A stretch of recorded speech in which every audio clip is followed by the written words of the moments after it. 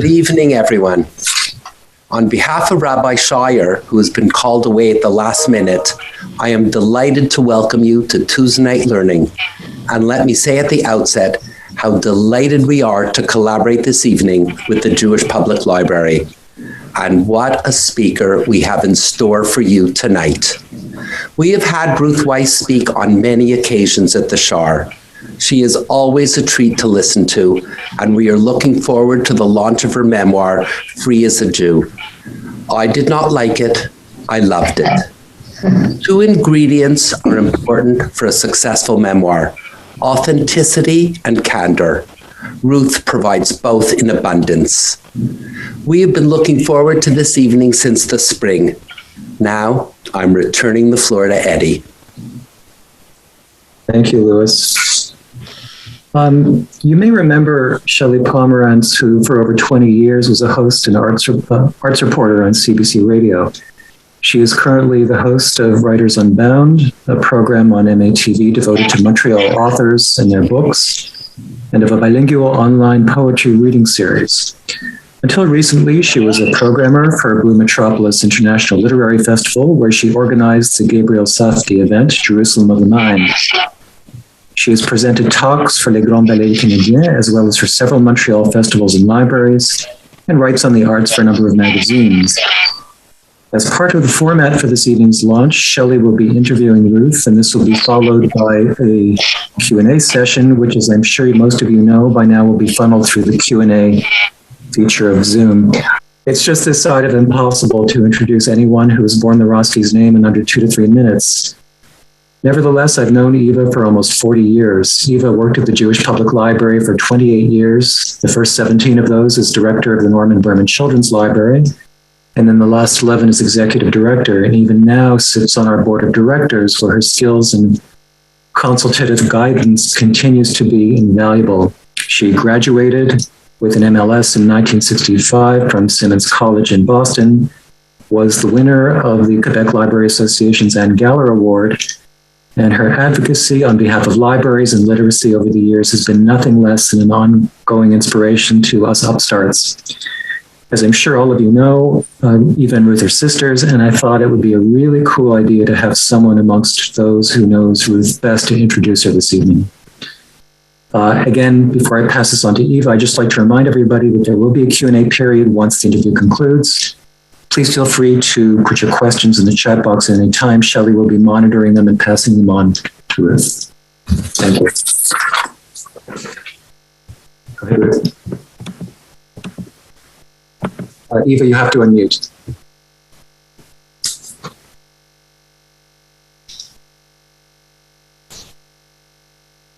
Am I okay now? Mm-hmm. Okay. Good evening. Thank you, Eddie. And I just want to say it's an honor and a delight to introduce Ruth Wisse, who was recently cited by Jonathan Tobin as, quote, the leading scholar of Jewish literature of our time. And of course, of additional great significance to me, she's my beloved older sister, and I wish I could hug her right now. This is not the first time that we're honoring and welcoming Ruth back to Montreal during Jewish Book Month. Her memoir, which we're celebrating tonight, sent me paging through my mother's photograph albums, the ones that Ruth so vividly evokes in her book. And there, tucked between the pages of the Chernovitz album, is a yellowed sheet from the Westmount Examiner dated November 12, 1981, announcing Ruth's forthcoming Jewish Book Month keynote address at the JPL. The topic then was Violence in Yiddish Fiction, How Literature Responds to Life. 40 years ago, and I think it foreshadows the entire trajectory of Ruth's career. Well, this book is intended to be a cultural memoir, focusing on the intellectual and political challenge of Ruth's career. The earlier chapters, however, evoke our family's miraculous arrival from Europe in October 1940 and growing up in our culturally rich Yiddish-speaking household, where our parents entertained poets, educators, actors, writers on a regular basis, and where Ruth met and was encouraged by the great Yiddish poet Avram Sutzkever to study Yiddish literature on a graduate level. And it was here in Montreal that Ruth established her well-earned reputation as an inspirational teacher. Years before she helped found the Department of Jewish Studies at McGill, she offered a summer course in Yiddish and Jewish literature at our shul, her only class that I was ever fortunate to attend. She inspired me then, as she subsequently did all her students, to read primary sources, to challenge assumptions, and to explore diverse ideas and cultures. Her legions of students are now leading educators and writers all over the world. Ruth's writing career began with the publication of her doctoral thesis, The Schlemiel is Modern Hero. After collaborating on anthologies with Irving Howe and Chona Shmeiruk, she then published 2 works of literary history, A Little Love in Big Manhattan, 2 Yiddish poets, and Y.L. Peretz and the Making of Modern Yiddish Culture. Ruth was the first editor-in-chief of the Library of Yiddish Classics. And then, increasingly concerned with the revival of anti-Semitism, she began to regularly publish political essays in Commentary, The New Republic, Jerusalem Report, and published, If I'm Not for Myself, The Liberal Betrayal of the Jews. Her preeminent position in her field made Ruth the primary candidate to become the first professor of Yiddish and comparative literature at Harvard University. Our family will never forget driving down to Boston in a raging blizzard to participate in the glittering evening that welcomed Ruth to Harvard. In addition to listening to inspiring words by Cynthia Ozick, among so many others, we were mere feet away from the great Yo-Yo Ma, who transported us with excerpts from Bach. During her 21-year tenure at Harvard, Ruth strengthened the field of Yiddish literature through such works as The Modern Jewish Canon and No Joke, Making Jewish Humor, and then responded to political events with her work, Jews and Power. These were the years in which she brought world respect to a great literary tradition and educated a cadre of scholars who are bringing forward her mission today. These were also challenging years during which she became a powerful voice on behalf of Jewish rights and against both anti-Semitism and the woke ideas of the left that she encountered in academia. Yiddish literature gave me the tools, she writes, the tools she needed to fight the anti-Jewish scourge around us. In November 2007, for her pioneering role in the development of Yiddish scholarship, Ruth was presented with the prestigious National Humanities Medal by President George W. Bush. Now, in focusing on her intellectual and cultural life, Ruth writes of her regret in not being able to touch on her rich private life. And I hope she'll not mind if I now celebrate the kind and generous woman behind the scholar. Perhaps even Ruth does not realize the powerful and cementing role that she has played in my and our extended family life. The teenage girl who had to share a room for years with a kid sister 6 years her junior gave that sister so many firsts. First movie, first ballet, first flight, my sweet 16 gift to explore Ruth's New York. While our immigrant parents were focused on recreating their lives in Canada, it was left to Ruth to explain and successfully help navigate the world around us. As the years passed and we each created our own families, Ruth gave us the greatest gift of all. Week after week, we gathered around Ruth and Len's Shabbat table, dazzled and engaged by the ideas and often fierce debates that flew across the table among her eminent guests. Adults and children alike, we laughed, chatted, or argued while always partaking of a delicious meal. and thus was cemented and our extended family bonds over 3 generations, and they are strong until this day. When Ruth and Len moved to Cambridge, we thought that these bonds would be broken, but in subsequent years, we had only to step across the threshold of Upland Road and we were home. And this time, we were privileged to share the Shabbat table with Saul and Janice Fellow and their little Rosie. Ruth modestly writes, and I quote, "My story is worth telling, not because of what I overcame, but because of what we all have yet to overcome. As ever, she's the consummate teacher, informing, inspiring, guiding, and leading the way. Ladies and gentlemen, please welcome Shelley Pomerantz, Montreal's preeminent arts journalist, in conversation with our distinguished guest, Ruth Wisse." Thank you, Eddie, and thank you, Eva, for those lovely introductions. I'd just like to say that I'm really delighted to have been invited by the Jewish Public Library and Tuesday Night Learning to take part in this conversation with you guys. We still have a little feedback there. Is that coming from me, Eddie? Oh, I can't hear you if you're talking to me. Hello? Okay. Oh. Ruth, welcome to you. I suspect that you have an audience full of many, many friends and fans here tonight. Well, do you want me to just jump in? It's okay. I have a couple of things I want to say before we get going. I was just waiting to see if we have gotten rid of that feedback there. I just want to mention that I went to 2 of the summer camps that you write about in Free as a Jew, Christians and Leawood, and enjoyed reading what you wrote about them. And I'll just show the book here so people will know what it looks like. Before we dive into the conversation, from the title, Free as a Jew, a personal memoir of national self-liberation, one might get the impression that this is a very serious tome, which it is.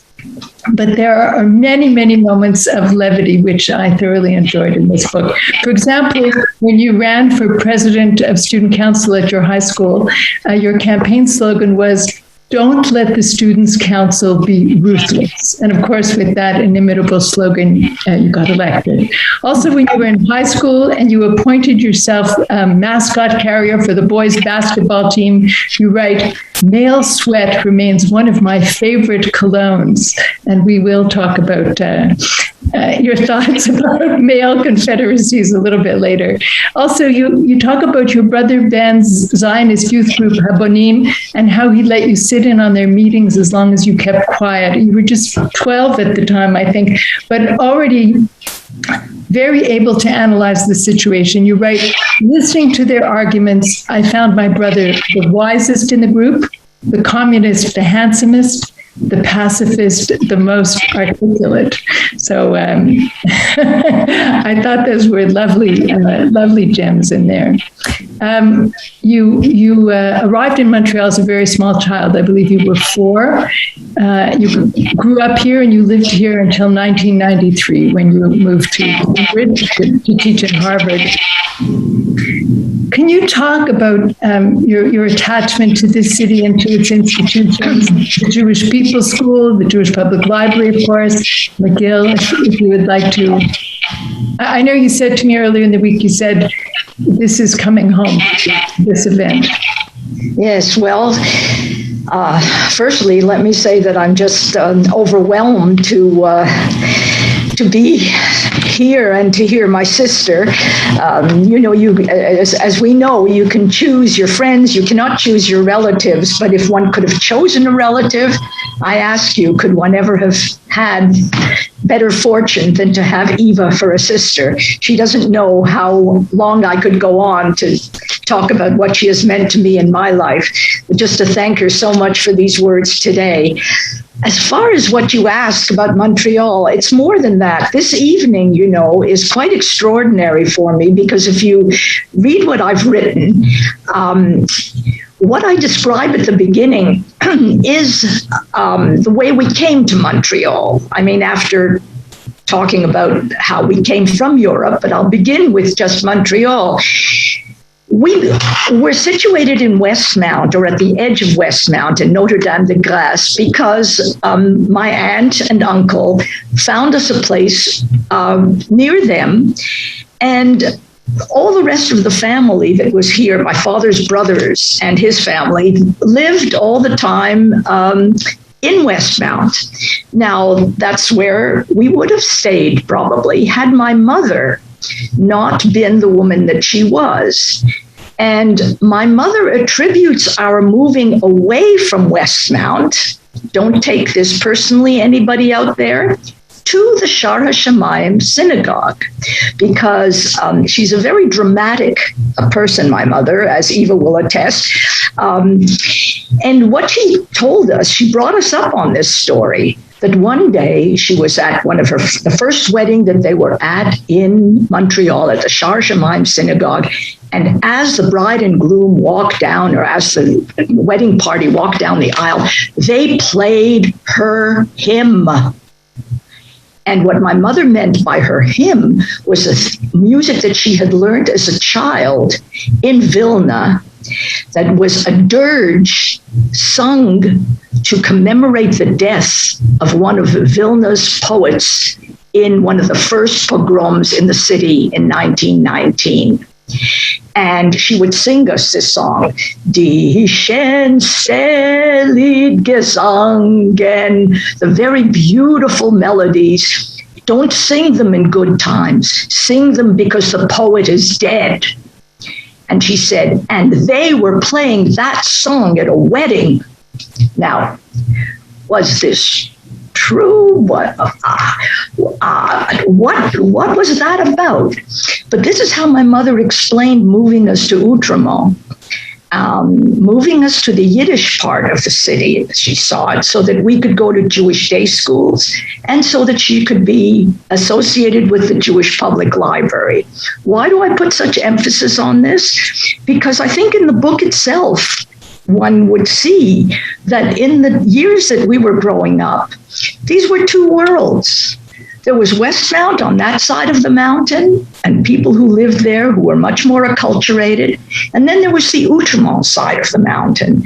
And that included all the places down below Park Avenue, where, for example, the Jewish People's School, the Volksschule, was situated.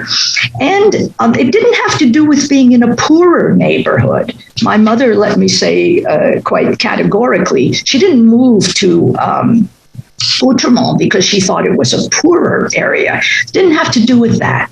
It had to do with the fact that that's where the Yiddish-speaking Jewish cultural community that she wanted to be a part of was situated.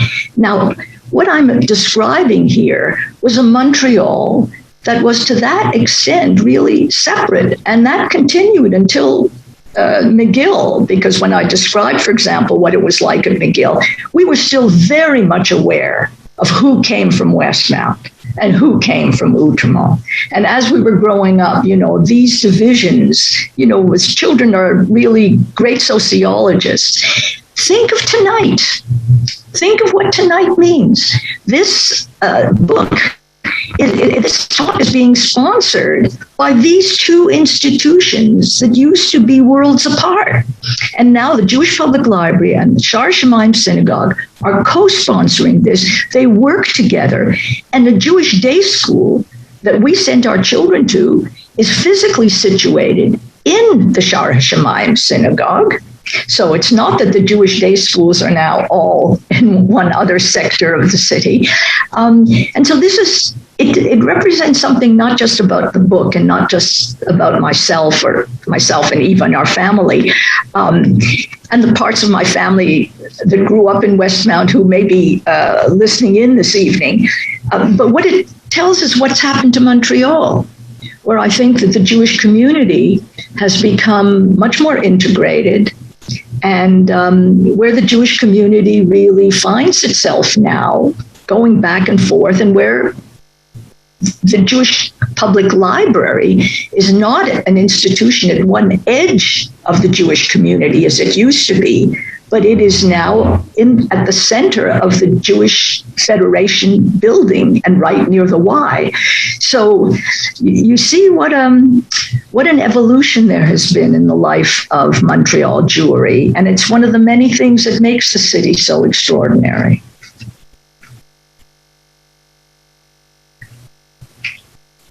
Are you muted?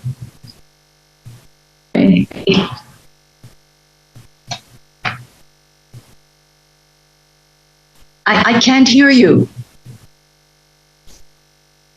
Try this. Is that better? Can you hear me now? Yes, I can. Thank you. I'd like to stay in your childhood just for another minute. I think Eva mentioned that you spoke Yiddish at home. That was the language of your home. And your mother had a literary salon. Can you talk about that a little bit? For hours, if you wish. Have to cut it short, I guess. Yes, it sounds like, how do you imagine a literary salon? The question was that my father was involved in, as a director, one of the directors of a woolen factory. So he was fairly well off in relation to other sectors of the Yiddish-speaking world. And my mother took it upon herself to become very active in the publication of Yiddish books. There wasn't a great market for Yiddish books, and there wasn't a great marketplace for Yiddish books in those days. And so what my mother invented, or adapted, I should say, was the concept of prenumeranten. This is selling books to subscribers in advance and using that money for the publication of the book. And then when the books were published, she would have a party at the house. She would have an evening at the house where the author would come and would read from his works, and everyone who had bought the book and wanted to be there would be there as well. And so this developed as a kind of literary salon. Also, that my mother and father were friends with many of the great Yiddish writers, some of whom actually lived in the city. Eugene Siegel is an extraordinarily good poet. Melech Ravitch was one of the most important figures in the Yiddish literary world, and he lived in Montreal for many years. Ada Mazia was a wonderful poet. Rochel Korn became a very good friend. My mother became the godmother of her grandchildren. So these were friends of my parents, and so they were really very often in the house. And yes, it did feel a little bit like a literary salon. When you read about those in France, we had our equivalent for the Yiddish community in Montreal. Aside from those people you heard reading in your own home as a child, throughout your life, you've known so many great Jewish writers, Yiddish writers, Chaim Grada, Isaac Bashevis Singer, Saul Bellow, Irving Howe, Cynthia Ozick, but also the Montreal writers and poets, A.M. Klein, Irving Layton. And at McGill, you knew Leonard Cohen. You write that you remember Leonard Cohen more vividly than you remember yourself at that time. What were your impressions of him then?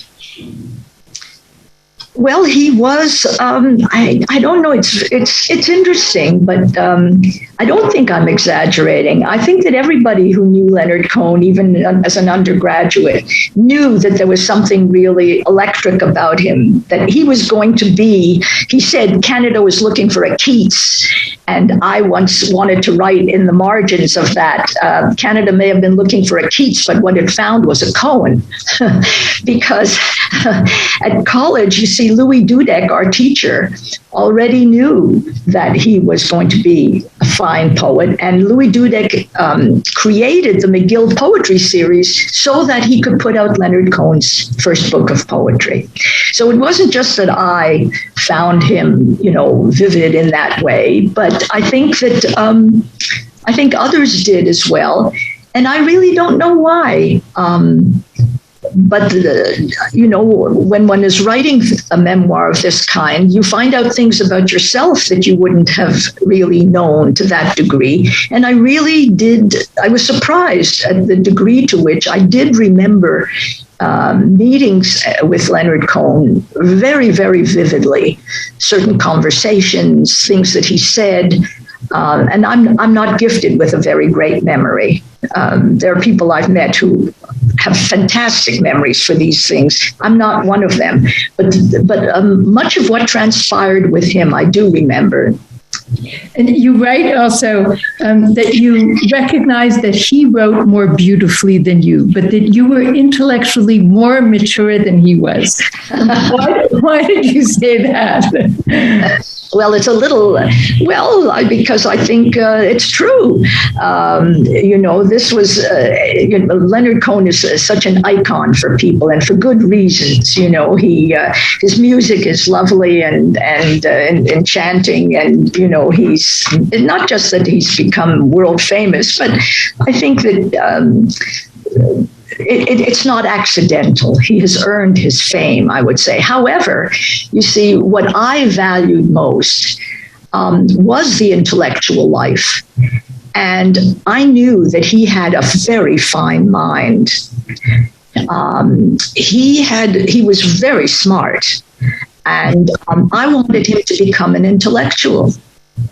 I didn't give a damn if he became a good poet or not. I wanted him to be a great thinker. I wanted him to be a thinker, a fighter for everything that was necessary. That was what I thought a gifted person should be. I was in love with the New York intellectuals, with that whole group of writers that I used to read in Commentary magazine. And I thought, if Leonard Cohen had such capacity, why didn't he become like one of them? Why wasn't he going to become a great? And I could see that he wasn't a great thinker. He didn't want to be a great thinker. And when he wrote his novel, it was an okay novel, but I thought that the ideational content of it was really very thin. Who cared about, this guy and his adventures and how he fell in love and all the rest of it? Didn't he take life seriously?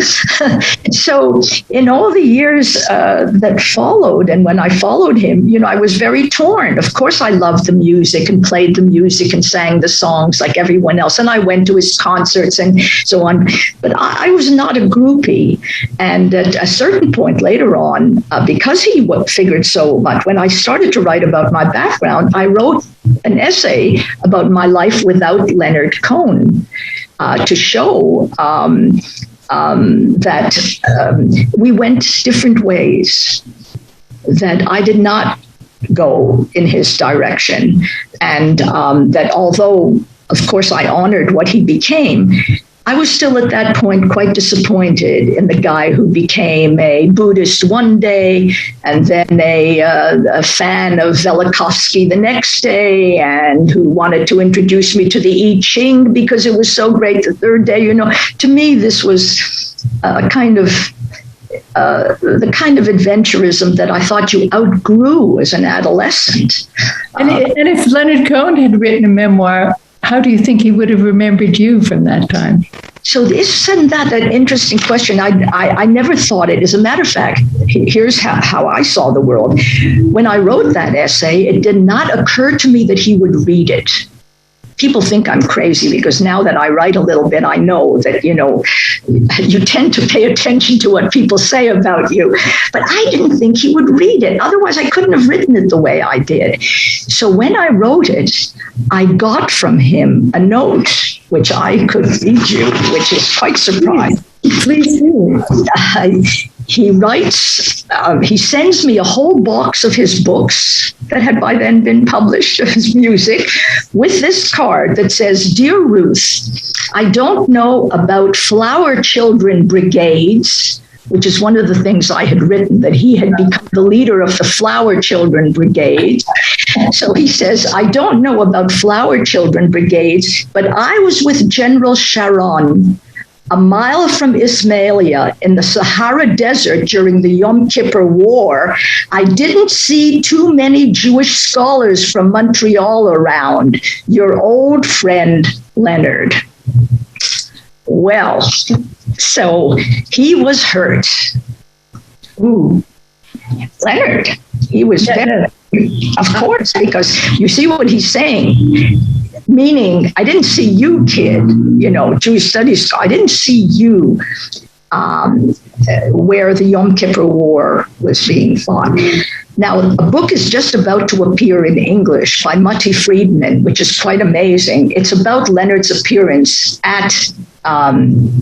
with General Sharon after the Yom Kippur War. And it's about the influence that it had on Leonard and the influence that it had on the soldiers there.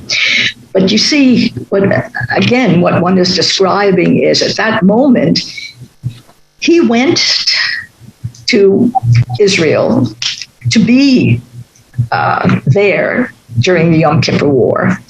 But then he left. And he went there at a time when he needed to be there. In other words, for most of his life, his priority was being where he needed to be as an artist, as a singer. Now, you said before something, or my sister said something about being authentic. He was very true to himself in that way. And he knew what his talent needed. But you see, what shall I say? I was after something, it seemed to me, much larger. To me, part of the Jewish people, to be part of the Jewish people, is the most important thing in my life. And that's why I called the memoir this strange thing, Free as a Jew, but a personal memoir of national self-liberation. Because I was witness to the national self-liberation of the Jewish people. And what could be greater than that? To have your lifetime coincide with the rise of the state of Israel and to see it flourish and to see it evolve as it has. I mean, that, 3,000 years of history, and how many of us have been privileged to be the witness to that in the way that we were. So I thought, if that is the given of your life, what else would you really put at its center?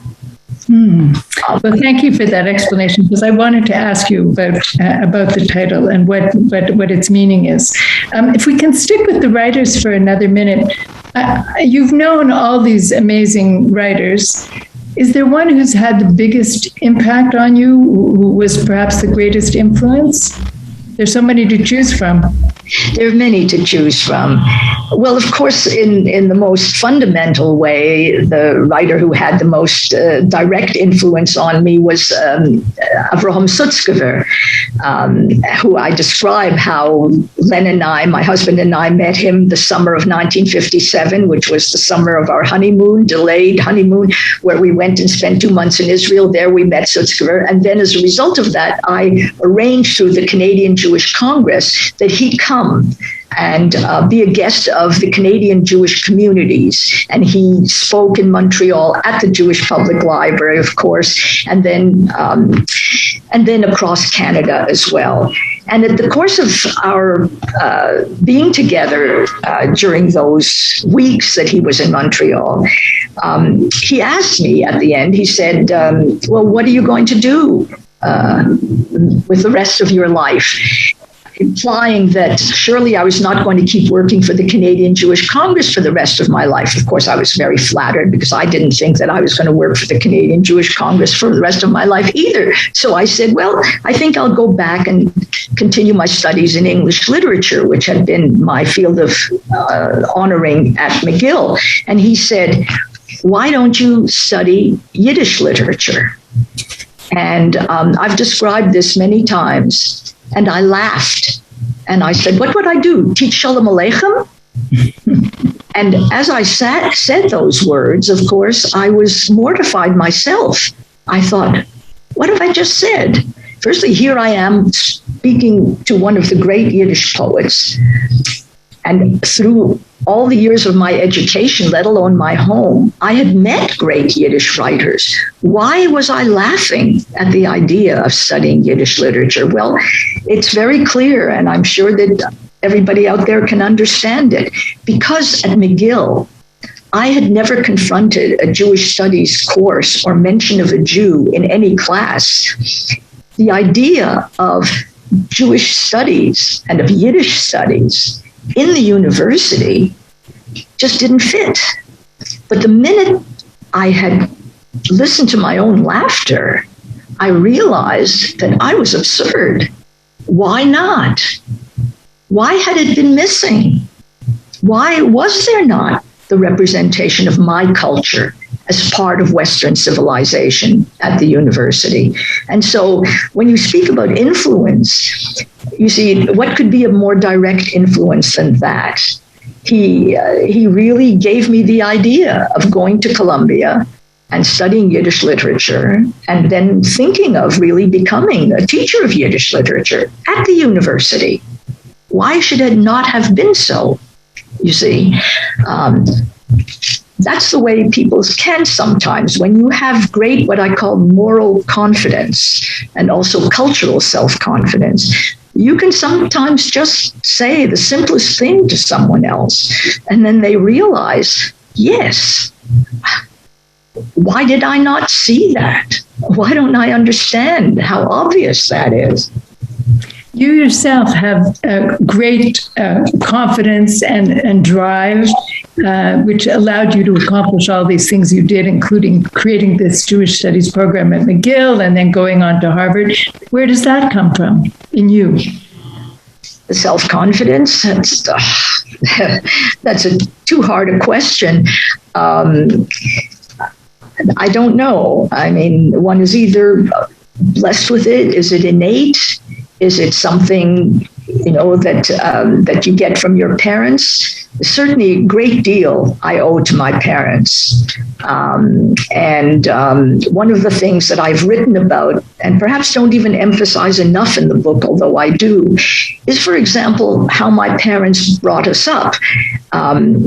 They had not grown up as teenagers already. They were not practicing halachic Judaism in any way, but they were in a very strong cultural community in Vilna. And when they brought us to Montreal, we didn't have a kosher home, for example, but yes, we spoke Yiddish at home. So it was nationally a very strong feeling of identity. There was no difference between our home and the school they sent us to. So my elementary school education was not like other people's elementary school education. We were charged with a lot of responsibility. And I really think that the answer to that question, very important question, is where does your moral self-confidence, where does your confidence come from? It really comes from that combination of the home and the school really being totally for the same things and pushing you very hard. May I just say, for example, that our Jewish day school did not coddle us in any way. When one of the things that we were asked to do every year is that we were given these little booklets of tickets that weren't raffle tickets. They were just tickets for the Histadrut, which we thought was the state of Israel. And we were told to sell these and bring the money to build the state of Israel, which was, by the way, not yet the state of Israel.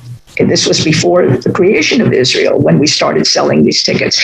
You see, it's not that the school thought that this is something that we should, what are we going to give to the children? How are we going to protect them from things? How are we going to keep them safe? That was not at all the approach. It was, what can we ask them to do? How are they going to become a part of the Jewish people? What stories do they have to learn that they will have to know in order to deal with life as it really is? And so I think that that's where it comes from.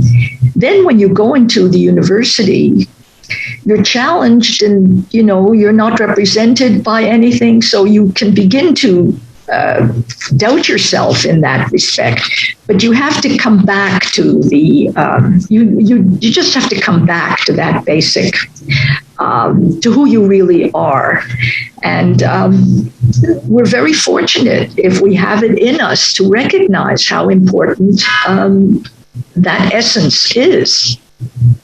In your youth, you were initially drawn to socialism, to the left, but you soon, as you write in the book, you self-corrected, as you put it, preferring, you say, Eisenhower to Adlai Stevenson and the stability of home over Hemingway's Paris. This was at a time when many of your peers were choosing the left, socialism or communism. What made you choose differently from them?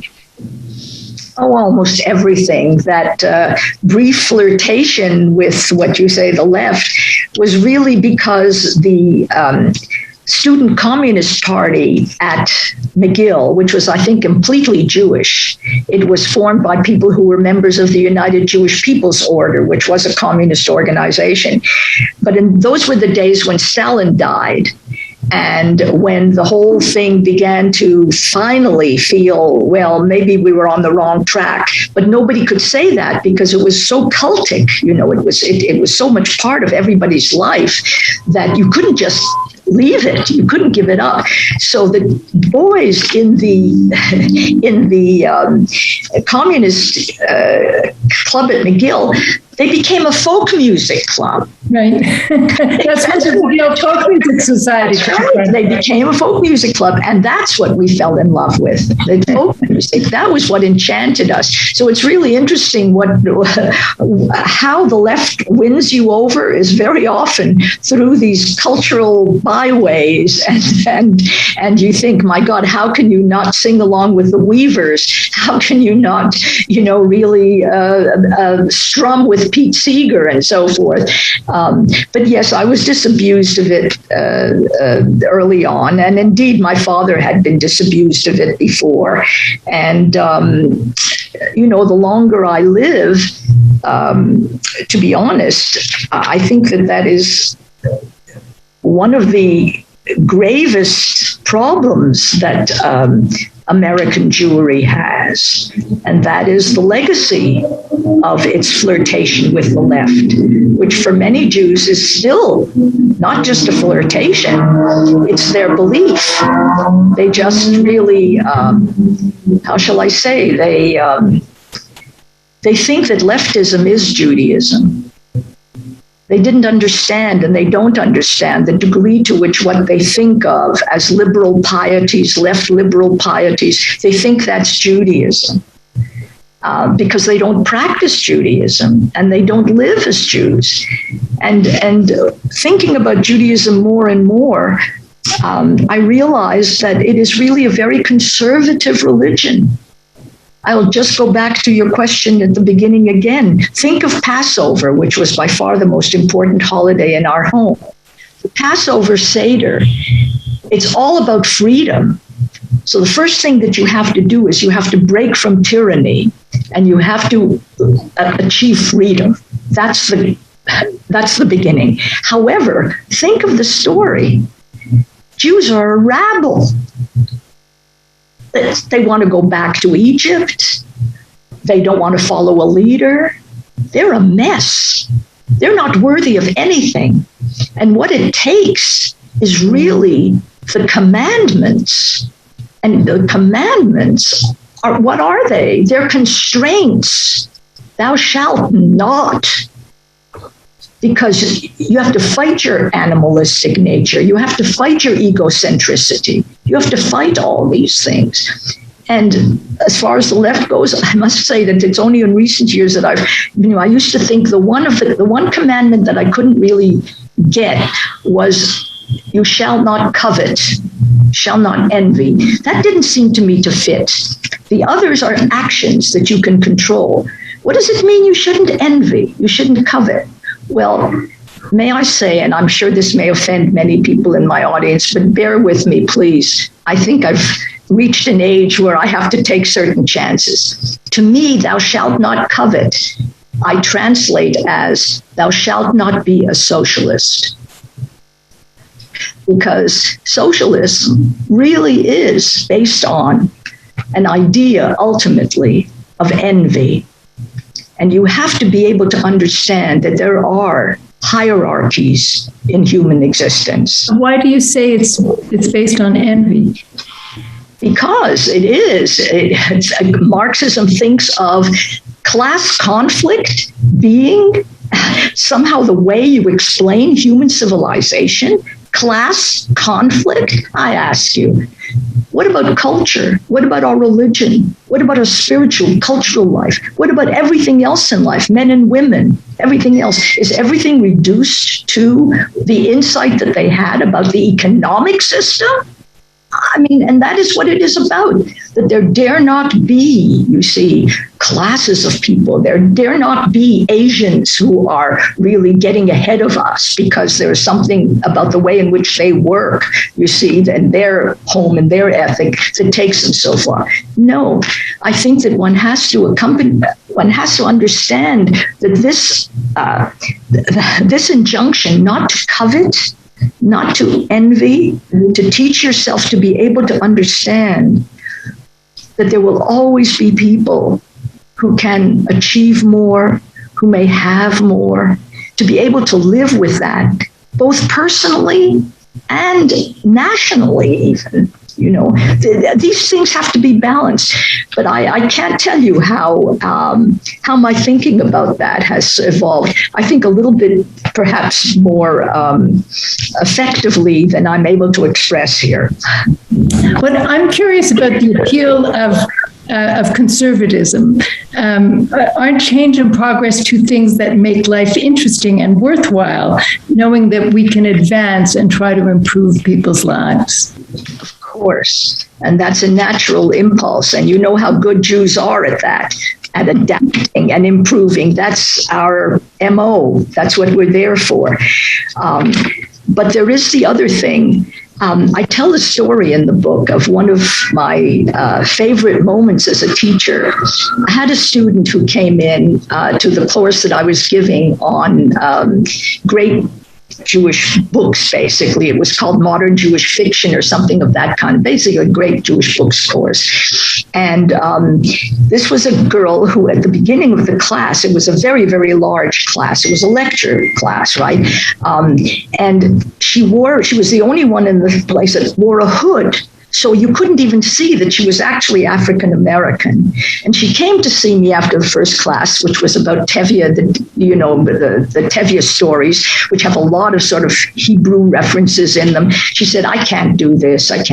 Anyway, I showed her that nobody else in the class knew these references either. She was going to be fine. So she began to come quite regularly, turned out to be a brilliant student. By the way, quite brilliant.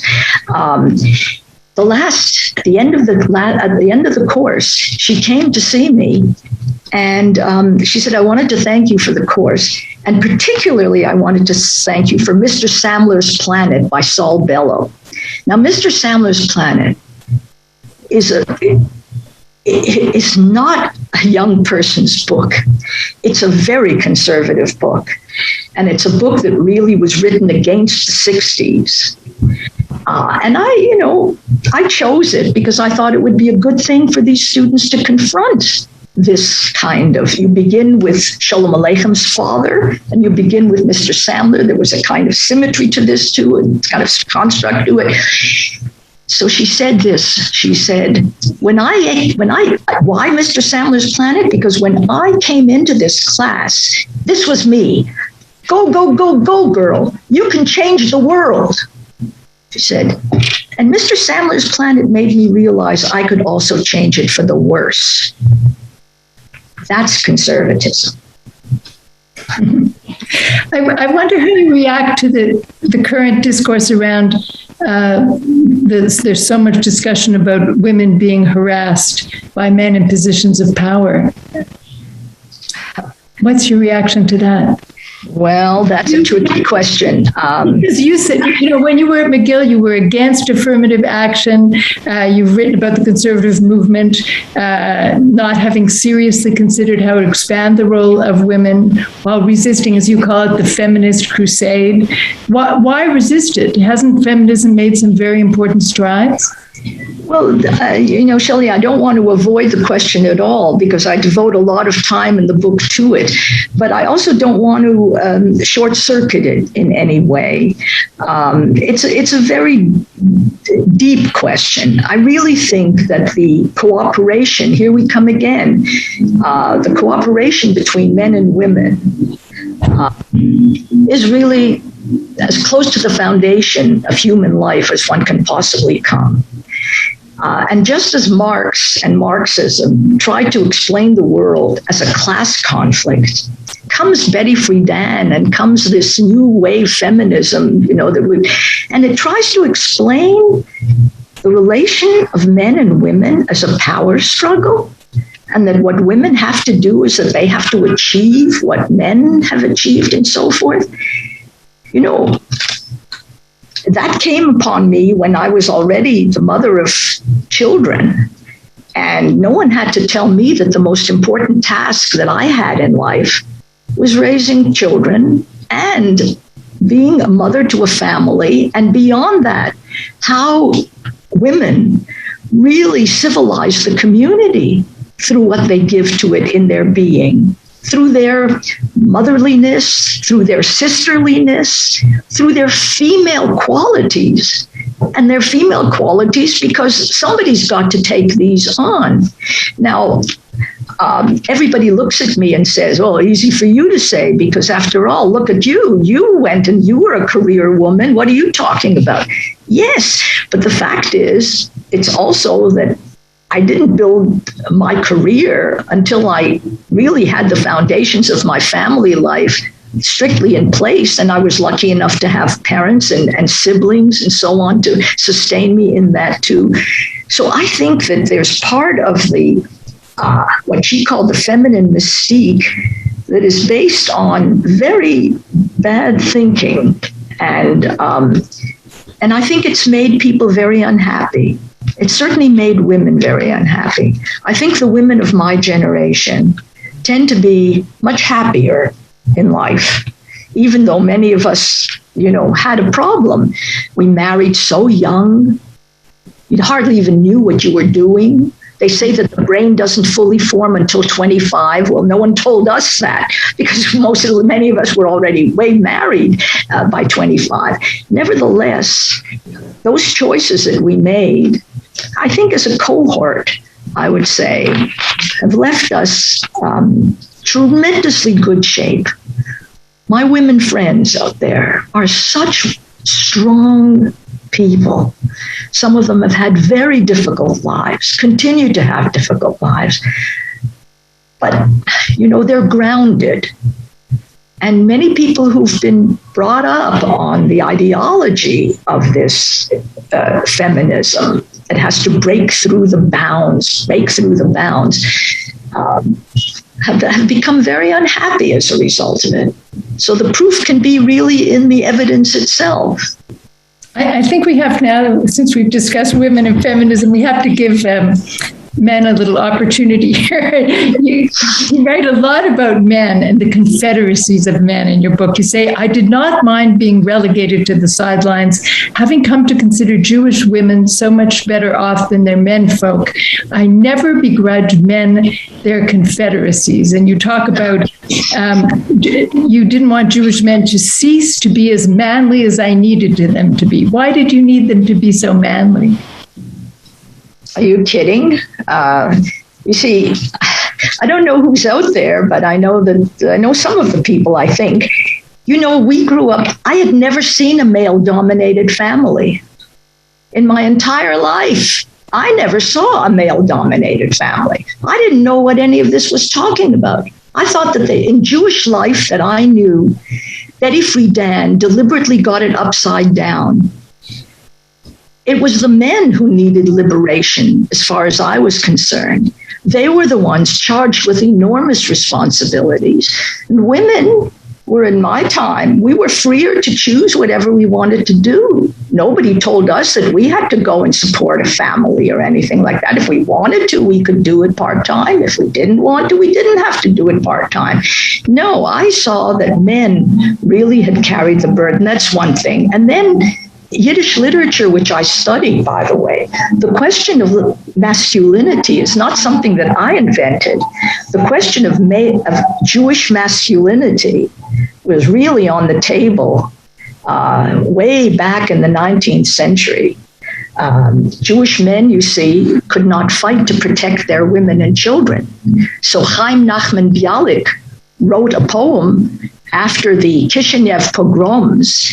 They told him that he should go and he should see what had happened in Kishinev, and he was supposed to write about the pogroms. Everybody who knows that poem knows that that poem condemns not the pogromists, it condemns Jewish men for standing by while their women and daughters and wives are being raped and not doing anything about it, and then going to the rabbi and say, hey, can I sleep with this woman after she's been raped? I mean, it's a horrifying image of Jewish men. And guess what? It did change men. There were self-protection, self-defense units that formed after that poem became so influential.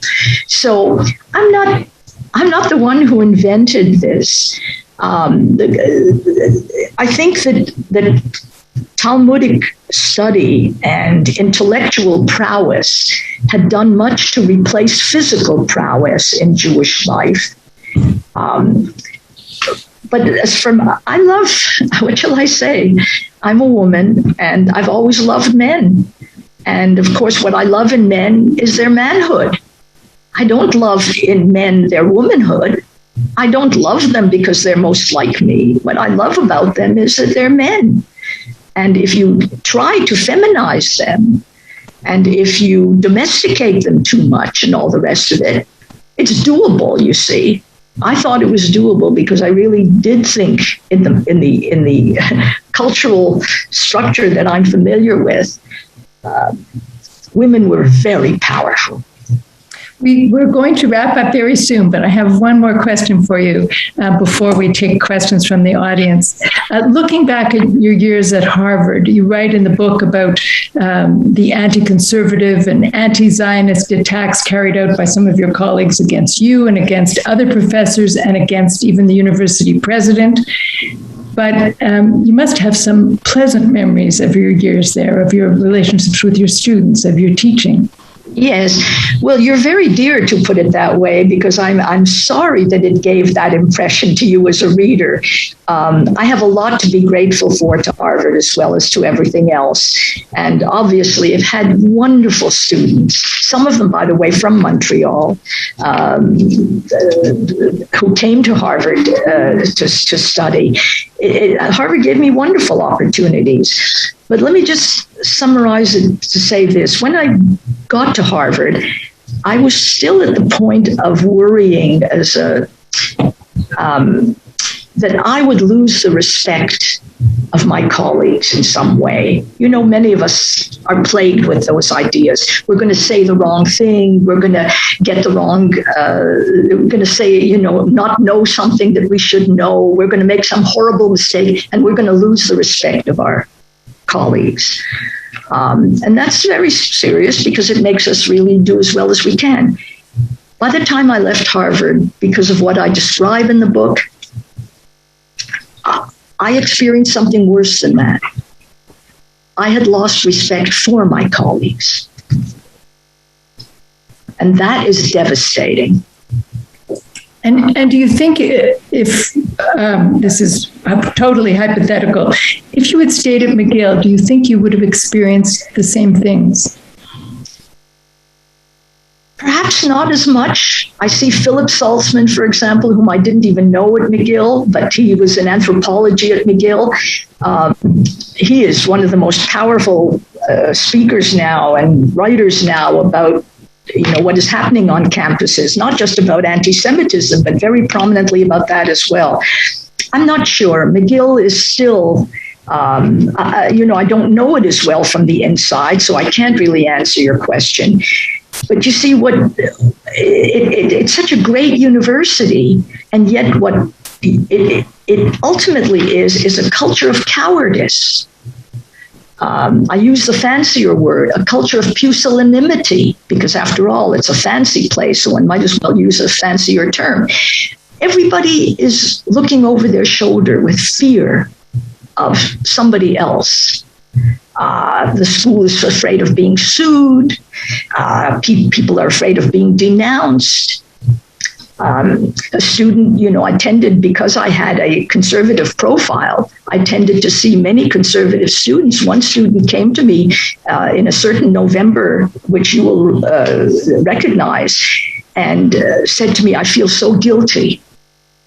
I got scared because I thought some revelation was going to come that I was going to have to be responsible for here. I said, "Well, about what?" And she said, "I worked for the Obama campaign." So I laughed with relief. I said, "You and everybody else. Why would that make you feel guilty?" She said, "Because I was for McCain." See what I mean? This is a student now, but my colleagues were like that as well. They wouldn't speak up. They wouldn't fight for what they knew was right. They just went along with things. Even back then, it's so much worse now when people are afraid of what's called the cancel culture. I couldn't understand. What was there? Tenured professor, what is there to be afraid of? How can you let people down by not standing up for what you believe in? I think we'll invite the audience to join us with their questions now. Here, there's somebody continuing on the subject of women. This is Rivka Augenfeld. She says, "The battle for women to find a place continues in many spheres. The doors are not open in many places as they are now in Europe and North America, and not for all. What are we supposed to tell the women in Afghanistan who are now being disenfranchised and returned to the kitchen? Do we tell them they're really in charge, even if they don't know it?" Well, I know Rivka, and I'm sure that Rivka has a heart as big as the Atlantic Ocean, which is very much to her credit. Well, if one hadn't left Afghanistan, one would have a better chance of answering your question.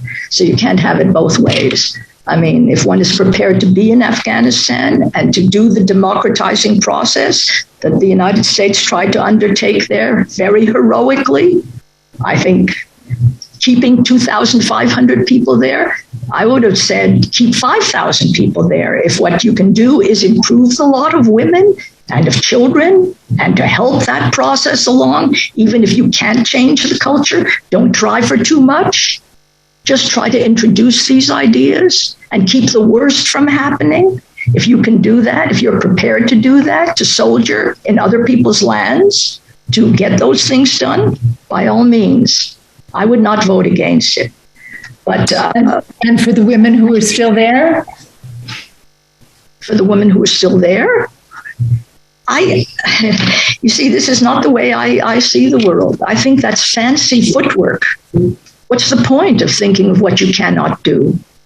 You can only set an example. If only one sets a good enough example here, it's America and Canada that is in danger of losing.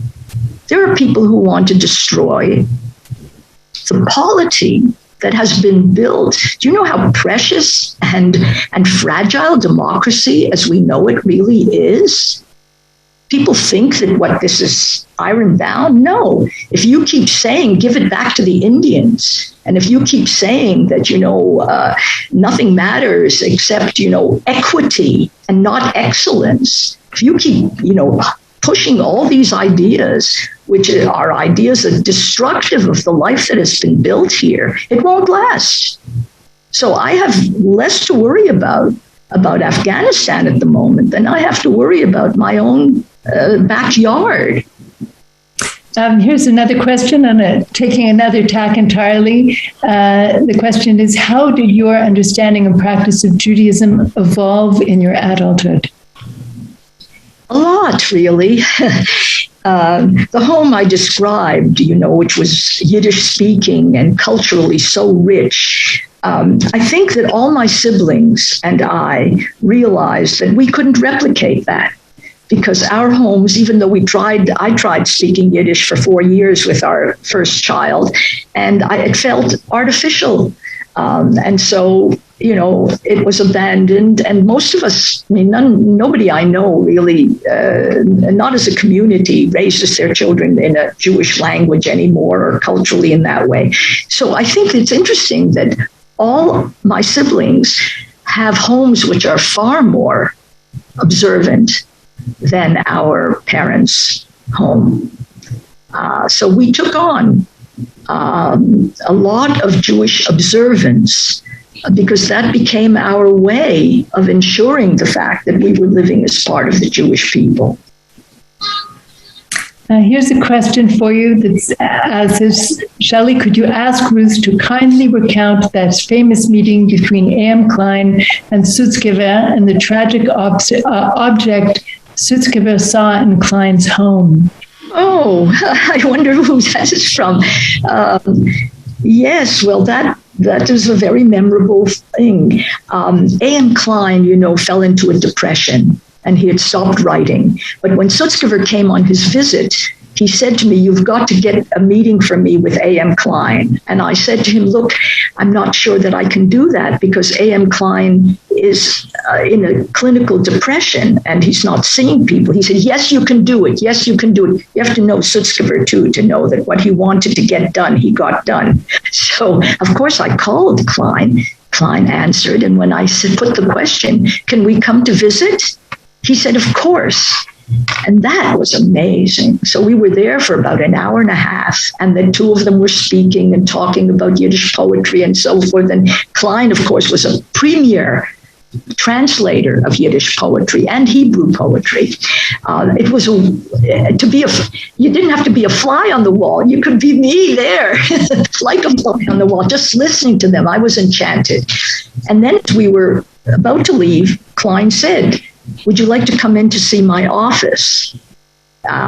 And so we went into the office, and it was there.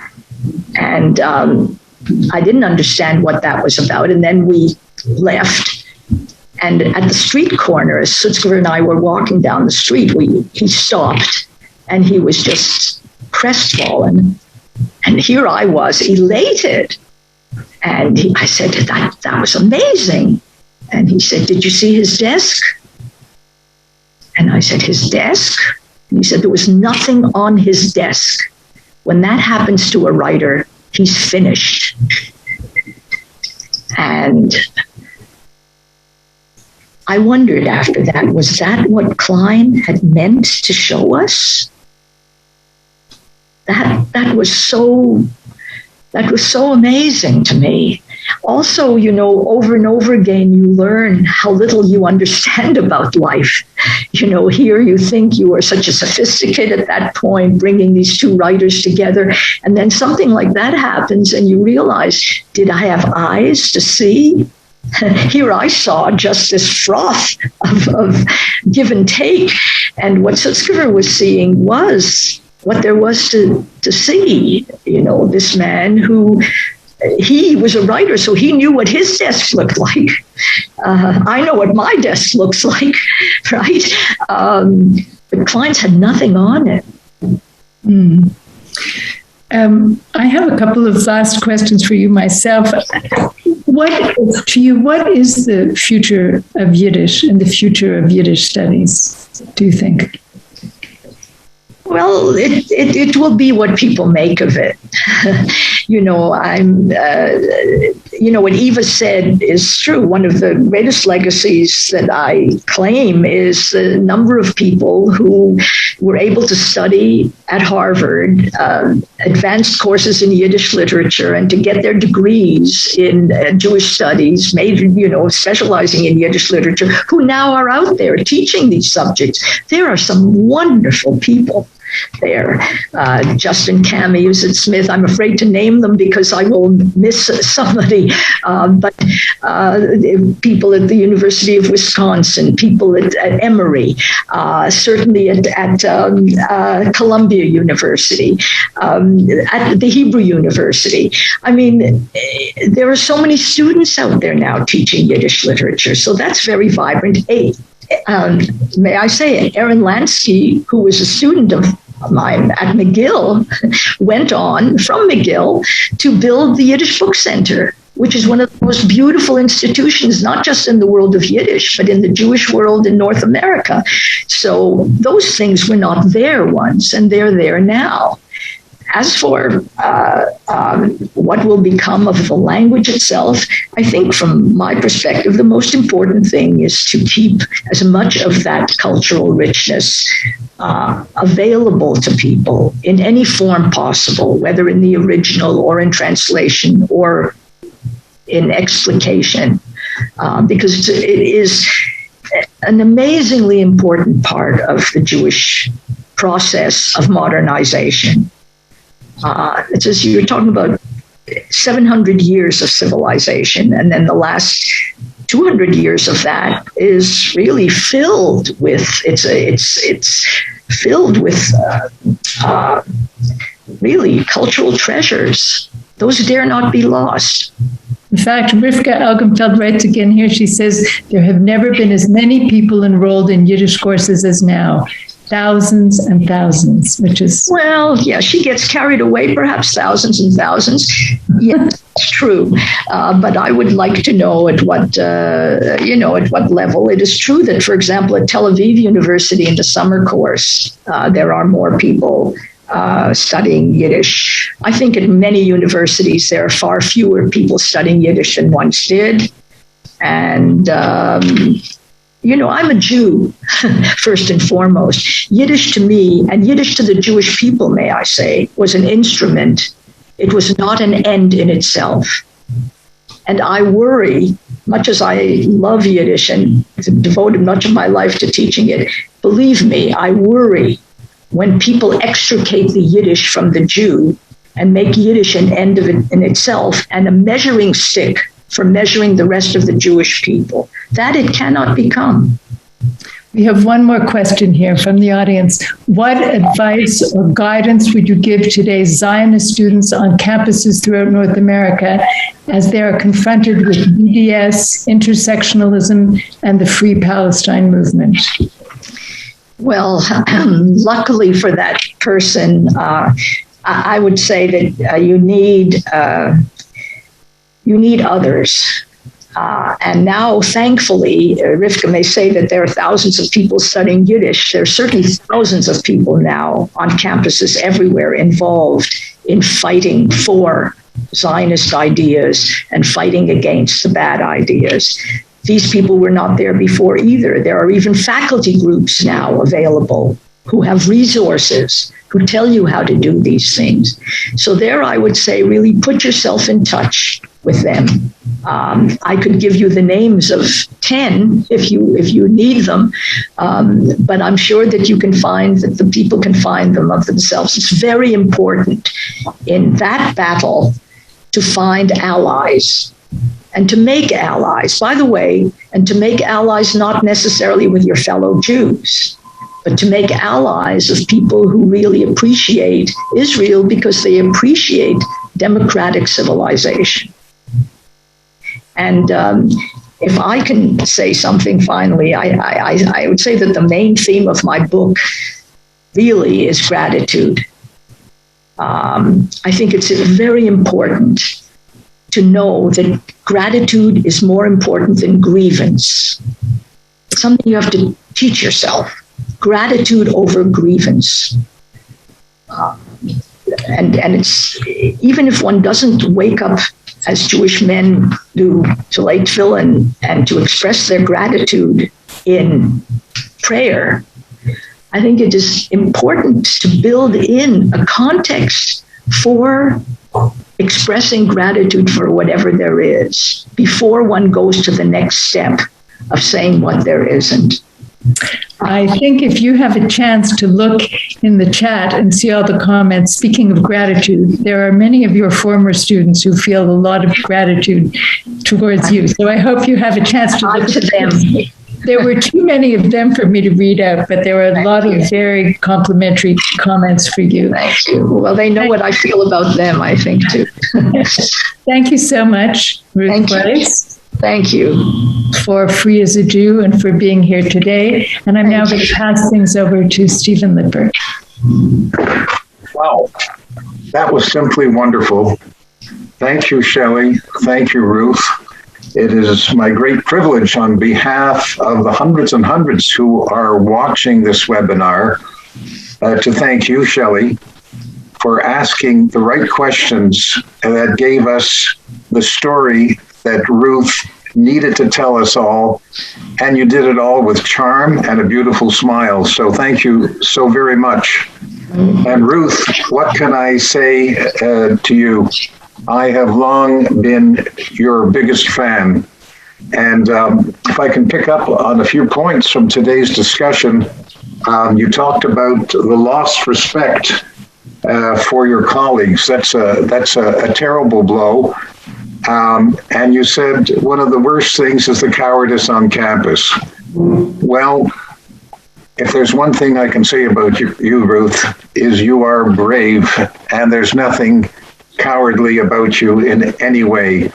You are strong, and do we ever need that strength?